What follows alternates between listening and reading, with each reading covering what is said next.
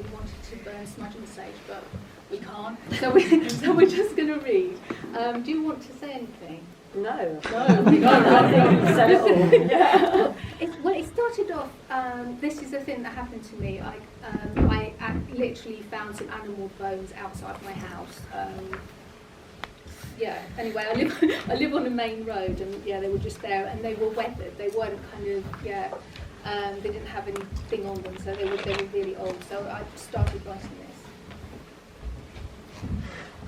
A wood pigeon is on the roof at sunrise, her growling its territorial song, but it's the clap of wings that wakes her from wherever she has been. She takes a cup of lemon tea outside and spies a new arrangement of weathered bones in the lee of her chair. Rabbit, she thinks, by the incisors, the upper skull intact, the lower jaw in two pieces. Little bits of shattered white lie in the grass like clover petals. She gathers the rabbit in and places it on the blue table by the window. In this still life of rabbit, lemons, skulls, bones, and books by cultural theoreticians, each a grimoire of knowledge and magic misunderstood. An open window in the background allows a morning's light to cast a spell in the kitchen. A ginger cat prowls tenuously, and the wood pigeon moves from branch to branch, as if stirring each leaf in its own potion of sleep. The blue table is a lighter shade of blue than the sky as it breaks open for breakfast. In the scene, persecution hides behind such things. The green plant in the far corner burgeons not just gender, religion, or politics. It was in the finding of the bones that this act of violence lay passively like a sculpture framed by riven light. I wondered if fate and finding were of equal measure, if in their kinetic forms they shifted you towards beginnings. I once lost a pair of keys in a park full of deer. I once dreamt I lived in the Middle Ages. I once witnessed a man with a belt in his hand running towards another man. I once looked away from a woman being beaten. That morning, I inspected myself from all 7 sides in the mirror. These are the facts of it. I saw her coming in from the garden wearing an older version of my face. She unthreaded my hair from a silver comb and threw it into the fireplace. She blinked at me in the mirror and watched me blink back. I picked up a jawbone in each hand, had them rest on my palms and turned away. If she had turned too, she'd have walked to the doorway away from me and ahead of the shadow. She once wore anger as if it was a shawl. She once wore her shadow like a prophecy on a windy day.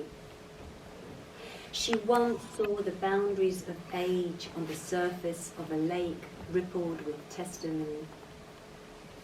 She and I walked together, alleviating each other's pain. It was difficult to become independent when independence meant more suffering and cruel behaviour. In her nightmares, the witch of the Greek gods was coming towards her, carrying the moon under her arm. Her 3 heads swivelling in all directions. She was looking for someone. The rabbit had conjured her fleet of mind in a foot. She was over the fields in a blink and I followed. The river was a silver path hauled down by the moon. Hecate's dogs were running between us and together we were a tide. When you passed by the graveyard, the dead turned over in their boxes and the wool barley spiked on the hem of our skirts. Night clicked its tongue on the roof of its mouth. Thereby the spirits were risen, each possessed of a many-toothed key.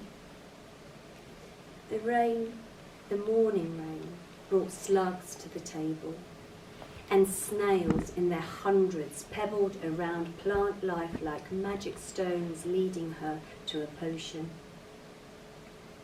In the foreground of another tale, all the witches of history gathered in a gala performance of wisdom.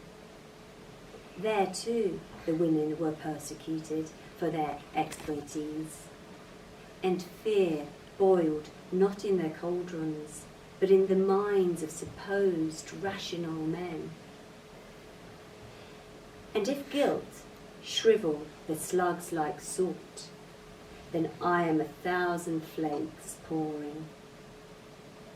And if there was an afterlife, I would Google how to get rid of slugs in your garden the natural way. Upstage, the rational men sit with their books, every book chained to a desk. If you squint through your lorgnette, you will see that there was scrawled on the parchments of human skin. All those swum girls and scapegoated women, all those monstered and bridled by the spooked voice of reason. The spirits let themselves in and summon their bones until they are each built into the shape of a woman grieving for her own unmarked skin. Wild rabbits pour onto the stage and a warm light washes over. In the final production, the ghost woman and her white rabbits dance to the chemistry of music and self-recognition. This is the healing power of music and herbs. If you listen long enough, you can hear the steps wiping away the sores of all human history.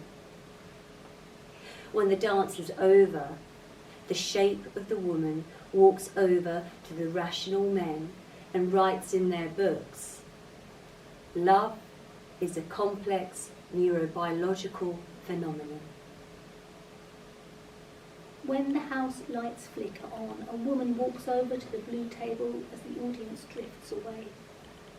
She lights smudging sage with a long match, draws its smoke over her body, and invites me to be her mirror. We cleanse the stage and every corner of the auditorium, ushering corruption out through the stage door. By and by, the whole wide cupola sings of the forest.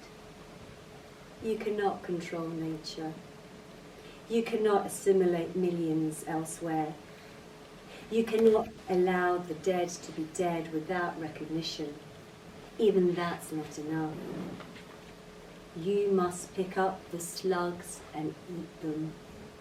You must make a promise to the rabbit, a promise to its foot.